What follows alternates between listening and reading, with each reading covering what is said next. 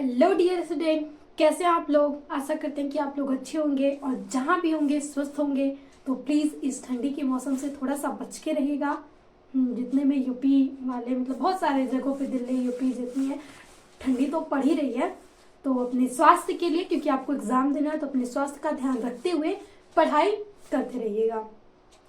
तो आज मिलते हैं हम आपको एक निबंध के साथ, क्योंकि निबंध आपके हिंदी में दे के जाता है कम से कम 9 नंबर।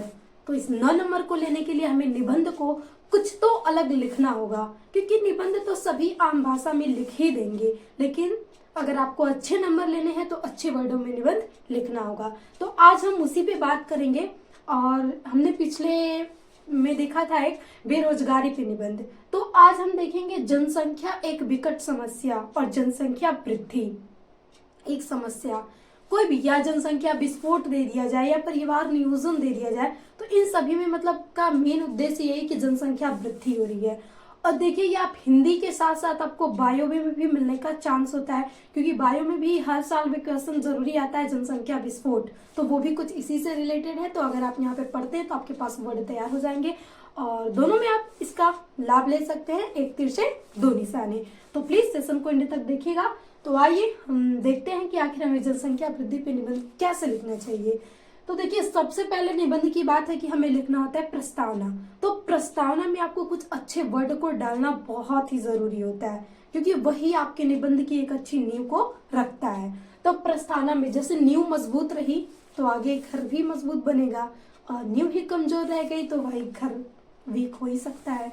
तो सबसे पहले आप प्रस्तावना में देखिए, जनसंख्या भारत की ही बात की जा रही है। तो भारत को आप सुने होंगे गानों में कई जगह सबके मुंह से कि भारत को सोने की चिड़िया कहा जाता था, है नहीं, लेकिन कहा जाता था।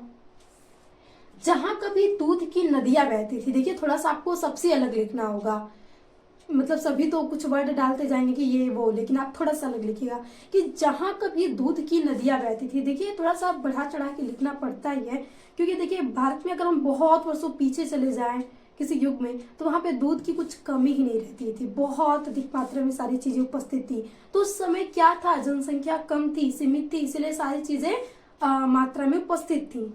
लेकिन आज बात की जाए तो उसी देश में अधिकांश बच्चे दूध तक का रंग तक नहीं जान पाते हैं शायद, क्योंकि जो लोग सड़कों पे ऐसे बच्चे आपने देखे होंगे, कहीं अगर कहीं जाते होंगे ऐसे मंदिरों या कहीं पे, तो या सड़कों पे कहीं बाहर निकलते हैं तो कुछ ऐसे बच्चे भी होते हैं। देखिए हम आप तो बहुत ही खुश नसीब है। कभी भी अपने जीवन को कोसिएगा मत कि हमारी लाइफ इतनी अच्छी क्यों नहीं है। सोचिए कभी आप कुछ कोई ऐसा है कि इस जीवन के लिए भी तरसता है, वो सोचता है काश हमारे पास एक छोटा सा घर होता। तो इसीलिए आपके पास जो है उसमें खुश रहना हमेशा सीख लीजिए। तो वो जो बच्चे होते हैं कुपोषण के शिकार हो जाते हैं, उन्हें दूध मतलब खाने तक की सूखी रोटी मिलती नहीं, तो दूध की तो बात ही क्या किया जाए। तो उनसे अगर जाके पूछा जाए भाई दूध क्या होता है, तो वो क्या जवाब देंगे आपको, जब उन्हें कभी दूध मिला ही ना हो।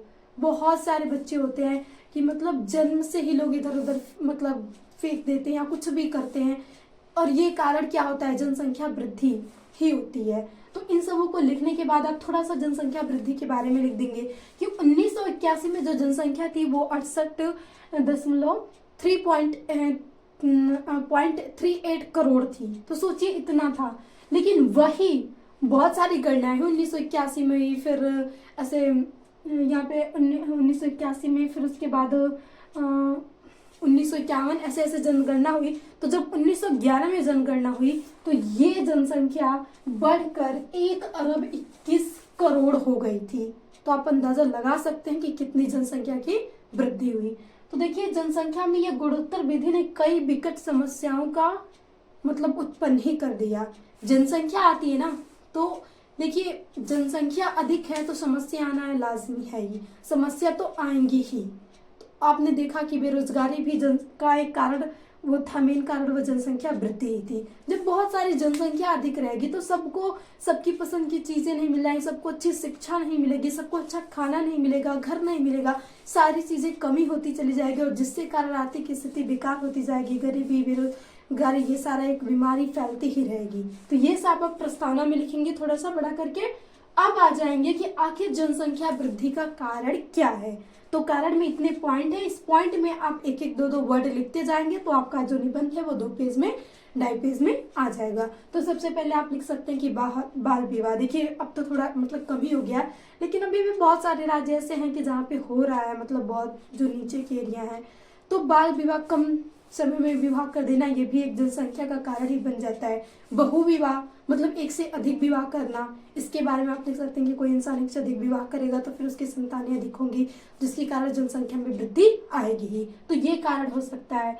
फिर देखिए ग्रामीण क्षेत्रों में ना शिक्षा एक अशिक्षता, मतलब अशिक्षता, बहुत लोगों के पास शिक्षा नहीं होती है, जो जान ही नहीं पाते हैं। वो तो बस जनसंख्या जितनी संतान आ रहे हैं वो बस भगवान का मतलब वरदान मानकर यही करते रहते हैं। अगर वो शिक्षित होते तो वो अधिक संतानें उत्पन्न नहीं करते।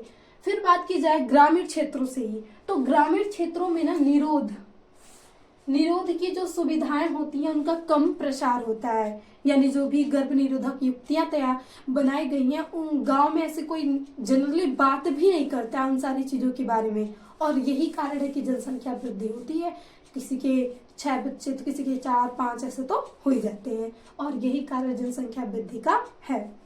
अब उसके बाद आप जनसंख्या वृद्धि से हानि लिखेंगे। आखिर ये जनसंख्या बढ़ रही है तो इससे हानि क्या होगी? तो भाई हानि तो आप बहुत सारी चीजें लिख सकते हैं।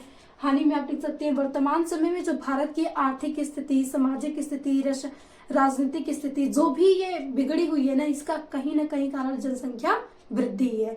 क्योंकि आर्थिक स्थिति, मान लो लोग अधिक रहेंगे तो वहां पे आपको रोजगार के सारी चीजें अब अधिक मात्रा में आ नहीं सकती। खाना पीना, रहना, अच्छी जीवन की कल्पना करना, ये सब अगर लोग अधिक हो जाएंगे तो बहुत ही कम चांसेस है कि आपको अच्छा जीवन मिल जाए। अगर आप अभी ऐसे जनरली देख लें, किसी के 2 बच्चे होते हैं, 1 बच्चे होते हैं, तो वो अच्छी शिक्षा प्राप्त कर लेते हैं, और वहीं एक माता पिता के 4-5 बच्चे होंगे तो वो किस किस को पढ़ाएगा? तो वहां पे अशिक्षता भी उसको, और सबको अच्छे कपड़े, मतलब अच्छी लाइफ ही नहीं मिल पाती है। फिर वही लिख सकते हैं, फिर बेरोजगारी आएगी, और मान लीजिए बहुत गरीब परिवार उसमें बच्चों की संख्या अधिक है तो उनको भरपेट भोजन भी नहीं मिल पाता है तो भूखमरी। फिर निम्न जीवन स्तर, कि उनका जीवन स्तर है वो बस ऐसे ही निम्न ही रह जाता है। और फिर अशिक्षता, बहुत सारे बच्चे तो वो किसको किसको पढ़ाएगा, तो कोई कोई तो ऐसे ही बिना शिक्षा के ही रह जाता है। फिर सामाजिक कला, अब देखिए जहाँ पे 10 लोग रहेंगे वहां पे झगड़ा होना, कला होना अनिवार्य है। वहां पे शांति की उम्मीद करना बहुत ही मतलब कठिन है, असंभव एक ही मान ले। अब मान लीजिए 2 लोग रहेंगे तो सही है, 2 ही लोग में अपनी अपनी बात होगी तो बहुत कम होगा, लेकिन 10 लोगों के 10 विचार आएंगे और वो 10 विचार जब आपस में टकराएंगे तो सामाजिक कला ही तो होना ही है। तो इन सभी के बारे में आप एक एक 2-2 लाइन लिखते चले जाएंगे, आपका हो जाएगा। देखिए बहुत सारे प्रोफेशनल कुछ वर्ड उन्होंने कहा था, जैसे माल्थस ने कहा था कि जो जनसंख्या में वृद्धि हो रही है ना, वो प्रति वर्ष 1% की वृद्धि हो रही है। तो सोचिए ये वृद्धि अगर ऐसे ही होती रही तो फिर मतलब बात करें तो कभी जनसंख्या पे ऐसा समय आ जाएगा कि खड़ा होने तक का भी स्थान नहीं मिलेगा। और प्रोफेसर कार्सांड ने भी यही कहा था कि अगर जनसंख्या में लगातार ऐसी ही वृद्धि होती रही तो हम उम्मीद करते हैं कि कभी हमें पृथ्वी रहने के लिए कम पड़ जाए। तो इसी बात पे एक जो हास्य रस के प्रसिद्ध कवि हैं, आपने नाम सुना होगा उनका, काका हाथरसी का, तो उन्होंने जैसे कि हमने ये नीचे लिखा है, उन्होंने इनके बात पे ही, जो प्रोफेसर कार्सांड थे उनके बात पे ही लिखा था कि यदि यही क्रम रहा बच्चों के उत्पादन का, तो कुछ सवाल आएंगे बड़े बड़े। फिर सोने को किंचित जगह, किंचित यानी मतलब बहुत कम जगह धरा पर मिले नहीं, मतलब सोने के लिए मान लीजिए अगर कम लोग रहते तो फैल के भाई एक बेड पे अकेले सोएंगे। एक रूम को इमेजिन कर लीजिए, उसमें मान लीजिए एक बेड है तो 1 लोग हैं, या मान लीजिए 2 लोग हैं तो आराम से सो सकते हैं। अब वहीं पे 4 लोग आ जाएं तो सोने के लिए जगह मिलेगी? तो वो एक बात है कि सोने को किंचित जगह धरा पर मिले नहीं, यानी जगह भी नहीं मिले तो फिर मजबूरन हम तुम सब सोएंगे खड़े खड़े। तो ये उन्होंने हास्य रस के कवि हैं, ये प्रसिद्ध हैं ये काका हाथरसी। तो इन्होंने ये लाइनें लिखी थी, इस लाइनों को आप थोड़ा सा डाल लेंगे तो आपके निबंध में जैसा लगता है ना कि एक आभूषण की तरह, जैसे हम अलंकार, तो ये एक अलंकार का एक सुसज्जित का काम करेगा कि आपका निबंध भी बहुत अच्छा लगेगा। कहीं भी यहाँ पे लिख सकते हैं, नीचे भी लिख देंगे, और लिख सकते हैं कि ये मतलब किसने कहा था, तो लिख सकते हैं कि ये प्रसिद्ध हास्य रस कवि काका हाथरस ने कहा था। तो ये हो जाएगा आपके पास हानि, इससे क्या कमी आ रही है भाई, वही ना, अगर ऐसे 1% की प्रति वर्ष वृद्धि हो रही है, तो अगर हम आगे बात करें तो फिर यही रह जाएगा ना कि हमें खड़े रहने की जगह ना मिले, सोने की जगह ना मिले, फिर हम ऐसे खड़े ही रहते जाए। आप इमेजिन कर सकते हैं कि बहुत, जैसे जो फेमस मुंबई हो गया, ये सब दिल्ली, तो वहाँ पे बहुत छोटे छोटे रूम्स मिलते हैं और उसी में 4-5-6 अगर एक फैमिली को रहना है तो एक ही जगह खाना पीना, फिर खाने को हटा के फिर सोना बहुत ही मुश्किल होता है। तो वो मुश्किलें फिर पूरी पृथ्वी पे ही फैल जाएंगी। फिर जनसंख्या वृद्धि को रोकना, देखिए जनसंख्या वृद्धि को रोकना बहुत ही महत्वपूर्ण है। तो इसके बारे में तो आप बहुत सारी चीजें लिख सकते हैं। सबसे पहले परिवार नियोजन कार्यक्रमों का व्यापक प्रसार करना है, यानी परिवार नियोजन के लिए जो जो युक्तियां बनाई गई थी। देखिए एक अजीब सी बात है ना, भारत में सबसे पहले नियम बना था 1951 में ही बन गया था परिवार नियोजन के लिए, और हुआ रिजल्ट्स कुछ भी नहीं। तो यहाँ पे नियम फॉलो नहीं हुआ। उसी समय बनाया गया था 51 में कि हम दो हमारे दो, फिर उसको चेंज करके हम दो हमारे एक किया गया, लेकिन आज भी वो नियम थोड़ा सा लागू होता कम ही दिखता है। इसके बारे में आप थोड़ा लिख सकते हैं। बहुत सारी पहली पंचवर्षीय योजना बनाएगी। प्रथम पंचवर्षीय योजना के अनुसार मतलब थोड़ा शहरों की क्षेत्रों में इसका विस्तार हुआ, लेकिन गांव और रूरल एरियाओं में कहीं नहीं हुआ। फिर दूसरी में थोड़ा थोड़ा अधिक हुआ, तो बहुत ही मतलब लो जनसंख्या वृद्धि की बात करें तो यहाँ पे है, और जो परिवार नियोजन की बात करें तो वो जीरो क्या मतलब 15 कह सकते हैं, वो 100 पे है और ये 15 पे ही टिकी हुई है। फिर बाल विवाह बहु विवाह जैसी कुप्रथाओं पे रोक, यानी हमें लोगों को बताना होगा कि ये बाल विवाह बहु विवाह मतलब एक से अधिक विवाह करना ये बहुत ही गलत है, ये कुप्रथा है, इसे हटाना होगा। फिर उसके बाद अधिक बच्चों को जन्म देने वाले माता पिता को हतोत्साहित करना, और मेन रीजन जिस दिन ये लागू हो गया ना, वैसे दिन ऐसे ही जनसंख्या वृद्धि लोग मिल ही जाएगी। देखिए चाइना, वहां पे भी ऐसा हुआ था, क्योंकि पहले बात करें तो प्रथम पे चाइना था और अब की बात करें तो प्रथम पे भारत ही आ गया। तो मतलब इस लाइन का मतलब ये है कि कोई ऐसे सख्त नियम बनाया जाए कि मतलब कि अगर आपके 2 से अधिक बच्चे होंगे तो उन्हें मतलब राष्ट्रीयता ना मिले, नागरिकता ना मिले, ये सारी चीजें रहेगा, तभी जनसंख्या वृद्धि पे रोक हम पा सकते हैं। तो इसीलिए उन्हीं माता पिता को हतोत्साहित करने का मतलब यही है कि उन्हें मतलब अधिक बच्चे जन्म या देने पे उनको कुछ कानून और मतलब कुछ सजा, ये सारी चीजें रहेगा, तभी जाके सख्त नियम ही बनाना पड़ेगा अगर हमें जनसंख्या वृद्धि पे रोक लगाना है। तो ये चीजें कर सकते हैं। फिर विवाह की आयु में वृद्धि करके, जो कि ये 18-20 ऐसे जो 21 बनाई गई हैं, इन्हें थोड़ा सा और इंक्रीज कर दिया जाए, 20-24 कर दिया जाए, लड़कियों की थोड़ी 20 हो जाए, लड़कों की 25-20-24 हो जाए, तो यहाँ से भी थोड़ी जनसंख्या में वृद्धि।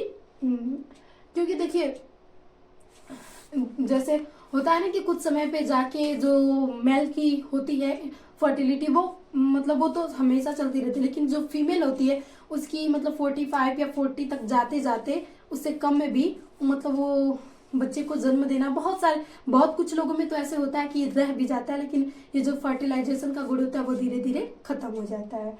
फिर उसके बाद आप इतना लिखने के बाद कारण, हानि, फिर उपाय आपने लिख लिया, तो फिर अब आ जाएंगे उपसंहार पे। और उपसंहार में आप लिखेंगे कि जो चीजें अच्छी भी हुई हैं, फिर जो चीजें हमें करना है, उन सारी चीजों को मतलब इन सभी का निचोड़ आपको इसमें लिखना होता है। तो आप लिख सकते हैं कि भारत में कुप्रथाओं को समाप्त किया जा रहा है। फिर उसके बाद चिकित्सा के क्षेत्र में नवीन पद्धतियां आई हैं कि मतलब जो गर्भ निरोधक युक्तियां तैयार की गई थी उसे लोग यूज नहीं करना चाहते थे, क्योंकि मतलब साइड इफेक्ट होते थे। लेकिन जैसे जैसे चिकित्सा के क्षेत्र में नवीन पद्धतियां आई हैं तो वो साइड इफेक्ट खत्म हो गए हैं, जिससे जो जनता है वो गर्भ निरोधकों का मतलब बिना भय के प्रयोग कर रही है। थोड़ा सा और भी उन्हें प्रोत्साहित करना होगा। फिर उन्हें बताना होगा कि राष्ट्र हित के लिए जनसंख्या वृद्धि पर नियंत्रण हमारा धर्म और कर्तव्य होना चाहिए। क्योंकि ये किसी एक से तो होने वाला नहीं है, ये मतलब किसी भी राष्ट्र के सभी जितने भी जनता है सबको ये अपना धर्म मानकर, अपना कर्म मानकर इसे नियंत्रण करना होगा ही, नहीं तो ये बहुत ही विकट समस्या हो जाएगी। और आगे हम अंदाजा भी नहीं लगा सकते कि भूखमरी, बेरोजगारी, फिर खड़े रहने तक का सारी चीजें ऐसी आ जाएंगी, ग्रसित कर देंगी कि कोई मतलब बीमारी क्या उतनी खतरनाक होगी, उससे कहीं ज्यादा खतरनाक हो जाएगी हमारे पास जनसंख्या वृद्धि। और ये लाइनें जो कि हमने बताया वही लिखा है कि प्रसिद्ध जो हास्य रस कवि थे उन्होंने कहा था, एक बार फिर से कह देते हैं कि यही क्रम रहा बच्चों के उत्पादन का। देखिए ये वर्ड सुनने से ही ना लोगों के अंदर थोड़ी सी एक मतलब वो आएगी कि हाँ मतलब ऐसा हो सकता है तो हमें करना चाहिए, इसीलिए उन्होंने कहा था। बहुत अच्छे हैं ये। फिर उन्होंने कहा ही था कि यदि यही क्रम रहा बच्चों के उत्पादन का तो कुछ सवाल आएंगे बड़े बड़े, सोने को किंचित जगह मिले धरा पर नहीं, सोने को किंचित जगह मिले धरा पर नहीं, और मजबूरन हम तुम सब सोए खड़े खड़े। तो ये मतलब हंसने के मतलब ऐसा थोड़ा सा लग रहा है ना, स्माइलिंग आ रही है, लेकिन ये आपको हंसी देने की जगह थोड़ा सा आपको सोचने पे जरूर मजबूर करेगा कि कहीं सच में हंसी आ गई तो फिर हम कैसे अपने जीवन का यापन करेंगे। तो अगर इस मतलब ये जो लाइनें लिखी गई हैं, इस लाइनों को भी अगर प्रसार किया जाए तो लोगों के अंदर एक भावना आएगी कि हाँ हमें जनसंख्या वृद्धि पे नियंत्रण करना ही होगा। और जनसंख्या वृद्धि पे नियंत्रण करेंगे तो सारी ये जो बेरोजगारी, भूखमरी, गरीबी, निम्न जीवन स्तर, ये सब अपने आप खत्म हो जाएंगे। तो आई होप आपको जनसंख्या वृद्धि पे एक अच्छे तरीके का निबंध लिखने का आज थोड़ा सा तरीका पता चल गया हो, और आप इस तरीके से निबंध लिख के चले आते हैं तो एग्जामिनर 100% आपको प्रश्न होके मतलब 8.5 नंबर 9 नंबर तो वो दे के ही जाएगा। तो प्लीज इसलिए सेशंस को एंड तक देखें ताकि आपको यहाँ से सीख मिल सके कि आखिर हमें एक अच्छा निबंध कैसे लिखना है, क्योंकि लिखते तो सभी हैं और आपको अलग नंबर लेना है तो आपको कुछ अलग तो लिखना पड़ेगा। पास तो सभी होते हैं, जो टॉप करता है उसकी कॉपी आंसर उसने भी लिखा होता है, लेकिन उस आंसर को उसने थोड़े से अच्छे वर्ड में लिखा होता है जिसकी उसकी कॉपी सब बच्चों से अलग होती है और एक अलग टॉपर बनता है। तो आप सबको भी यही रूल्स अपनाना है। तो अगेन आपको अगर ये सेशन अच्छा लगा तो प्लीज अपने दोस्तों को शेयर कीजिएगा और एक प्यारा सा कमेंट्स जरूर लिखिएगा, क्योंकि आपके कमेंट्स हमें बहुत ही ज्यादा मोटिवेट करते हैं और हमें और मेहनत करने के लिए आप लोग के लिए। और आप लोग को जिस सेशन पे भी वीडियो चाहिए तो प्लीज कमेंट्स में जरूर एक बार लिख दीजिएगा। हम उस टॉपिक को इजी बनाने के लिए पूरा प्रयास करेंगे कि आपकी जो पढ़ाई है बिल्कुल एंजॉय तरीके से होते रहे और आपके एग्जाम्स के दिन आपको कोई भी प्रेशर ना हो। तो अगेन थैंक यू, मिलते हैं नेक्स्ट सेशन में। Always be positive and be happy. World हाक।